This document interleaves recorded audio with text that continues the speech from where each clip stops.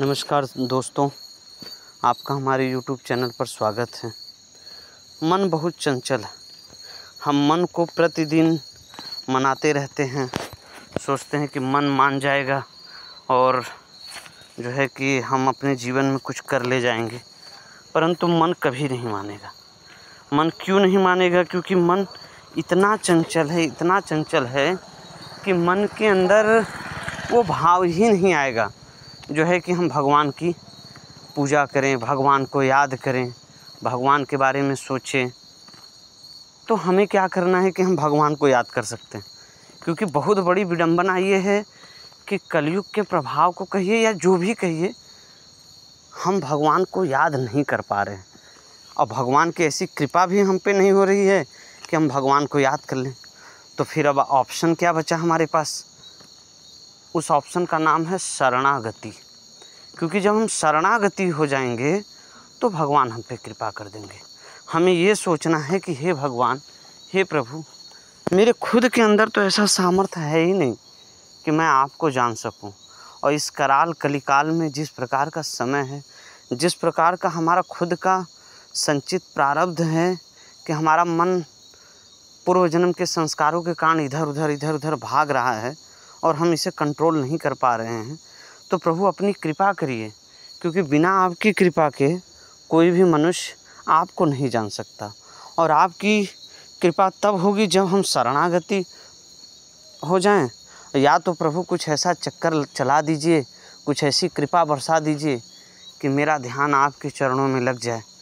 बस मनुष्य इतना सोचे, इतना प्रयास करे तो भगवान जो है कृपा कर देंगे। अब जैसे एक तुलसीदास जी का चौपाई है, उसको मैं आपको बता रहा हूँ। उसके माध्यम से आप ये समझ सकते हैं कि प्रभु की कृपा मनुष्य पर कैसे प्राप्त होती है। मैं पुनि अवध रहूं कछु काला, देखूं बाल विनोद रसाला। राम प्रसाद भगति बर पायूं, प्रभु पद बंदी निजाश्रम आयूं। तब ते मोहिन व्यापी माया, जब ते रघुनायक अपनाया। यह सब गुप्त चरित मैं गावा, हरि माया जिमि मोहि न चावा। निज अनुभव अब कहूँ खगेसा, बिनु हरि भजन न जाहि कलेशा। राम कृपा बिनु सुनु खगराई, जान न जाई राम प्रभुताई। जाने बिनु न होहि परतीति, बिनु परतीति होई नहीं प्रीति। प्रीति बिना नहीं भगति दृढ़ाई, जिमि खगपति जल के चिकनाई।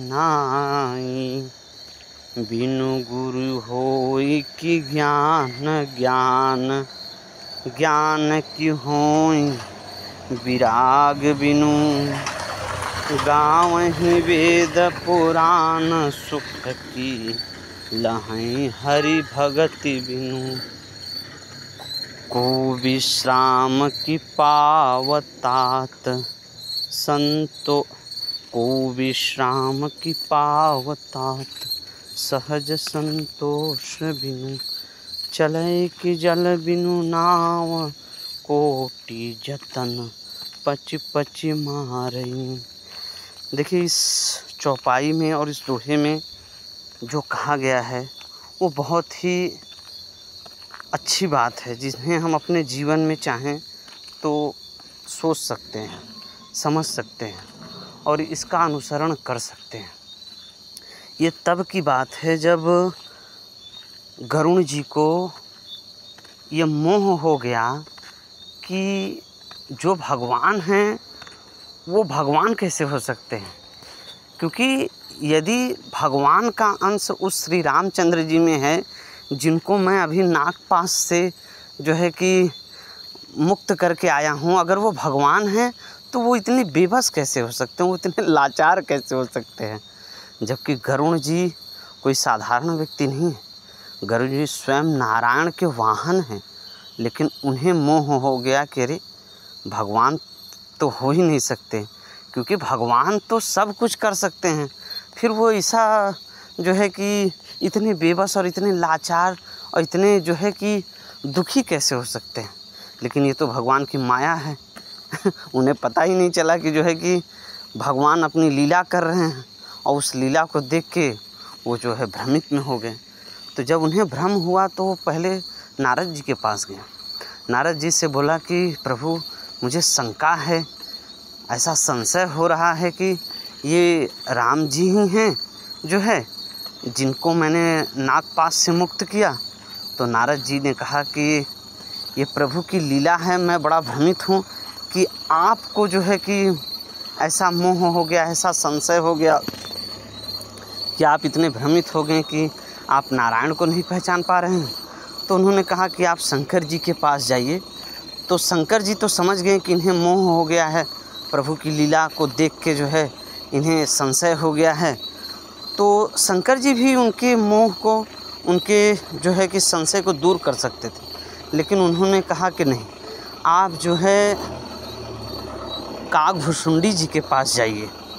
तो काकभुशुंडी जी के पास जब चले गए गरुड़ जी, तो माता पार्वती ने पूछा कि हे प्रभु,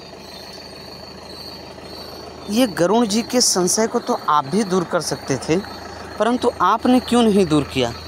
तब शिव जी ने कहा कि हे पार्वती, मैं गरुड़ जी के संशय को दूर कर सकता हूँ, परंतु मैं इसलिए नहीं कर रहा हूँ क्योंकि ये पक्षियों के राजा गरुड़ हैं और ये स्वयं नारायण के साथ रहते हैं, उनके वाहन हैं। परंतु प्रभु की लीला देखो कि इन्हें भी संदेह हो गया कि ये जो है भगवान हैं कि नहीं। तो फिर उनको जो है काकभुशुंडी जी के पास तो शंकर जी ने भेज दिया था। अब जब काकभुशुंडी जी के पास गरुड़ जी पहुँचे हैं, तो काकभुशुंडी जी के स्थान पे पहुँचते ही गरुड़ जी का जो मोह था वो खत्म हो गया, उनका जो संशय था उनके भक्ति के प्रभाव से वो दूर हो गया। तो काकभुशुंडी जी उन्हें इस चौपाई में ऐसा समझा रहे हैं कि जब मैं अवधपुर में रहा तो प्रभु के विनोद को, बाल विनोद को मैंने देखा, और प्रभु के प्रसाद से फिर मैं जो है जो वर पाया उसको जो है पाके मैं अपने आश्रम में आया। यहाँ कह रहे हैं तब ते मोहिन व्यापी माया, जब ते रघुनायक अपनाया। जब प्रभु जी ने मुझे अपना लिया तब से मुझे माया जो है व्यापी नहीं मेरे ऊपर, ठीक है। और ये प्रभु की ही जो है माया है जिससे हम लोग नाचते रहते हैं जो है। और यहाँ कह रहे हैं निज अनुभव अब कहूँ खगेशा, बिनु हरि भजन न जाहि कलेशा। ये भी जीवन में या हमारे आसपास जितने भी कलेश नज़र आते हैं ये तभी दूर हो सकते हैं जब हम भगवान का भजन करें। बिना उनके भजन के हमारे जीवन के जो कलेश हैं वो जा नहीं सकते जो। और यहाँ एक बात जो सबसे ज़्यादा प्रमुख काकभुशुंडी जी ने कहा है कि राम कृपा बिनु सुन खगराई, राम कृपा बिनु सुन खगराई, जान न जाए राम प्रभुताई। बहुत अच्छी बात बोली है कि राम जी के कृपा के बिना हे खगराज सुनिए, कोई भी व्यक्ति अपने पुरुषार्थ से भगवान के राम के प्रभुत्व को नहीं जान सकता। उनकी प्रभुताई कितनी प्रबल है जो है इसको कोई नहीं जान सकता तब तक जब तक कि भगवान की कृपा न बने। बहुत कठिन समय हमारे आपके या किसी के भी जीवन में चल रहा है, हम और आप जो दिग्भ्रमित हैं कि अरे ऐसे ऐसे क्यों हो रहा है इस तरीके से, ये सब उनकी माया है। और बिना उनके भजन के हम उनकी माया से मुक्त नहीं हो सकते। और उनकी माया से मुक्त होना है तो हमें उनका भजन करना पड़ेगा। अब उनके भजन में मन नहीं लगता, उनके भजन की तो हमें इच्छा ही नहीं होती कि हम उनका भजन कर लें। तो इसका ऑप्शन क्या है? इसका ऑप्शन ये है कि मन नहीं लग रहा है तब भी उनके शरण में जाइए, लगे रहिए लगे रहिए। क्योंकि अगर आपको शांति चाहिए, अगर आपको कृपा चाहिए, अगर आप ये चाहते हैं कि जीवन की इन दुख के क्षण दूर हों जीवन में, तो भैया आपको भक्ति तो करनी पड़ेगी। ये आपकी मजबूरी है, मजबूरी भी है, ज़रूरी भी है। बिना भक्ति किए आप जो है कि कुछ भी नहीं प्राप्त कर सकते, कुछ भी नहीं प्राप्त कर सकते। और जैसे चिड़िया आकाश में चाहे जितना उड़ जाएं, परंतु उसे भोजन प्राप्त करने के लिए तो ज़मीन पर आना ही पड़ेगा। क्योंकि चिड़िया उड़े आकाश और भोजन है पृथ्वी के पास। तो वैसे ही हम अपने जीवन चाहे जितना दौड़ लें, लेकिन जीवन का असली सुख तो हमें प्रभु के शरण में ही मिलेगा। और वो शरण में हमें जाना ही पड़ेगा। आज नहीं कल, कल नहीं परसों, या इस जन्म में नहीं, 84 लाख योनियों में हम दौड़ते रहें, कभी न कभी हमें एहसास ये अंततः करना ही पड़ेगा कि हमारा कल्याण तभी हो सकता है जब हम प्रभु की शरण में जाएं। बस इतना ही बोल के मैं अपनी वाणी को विराम देता हूँ। जय श्री राम।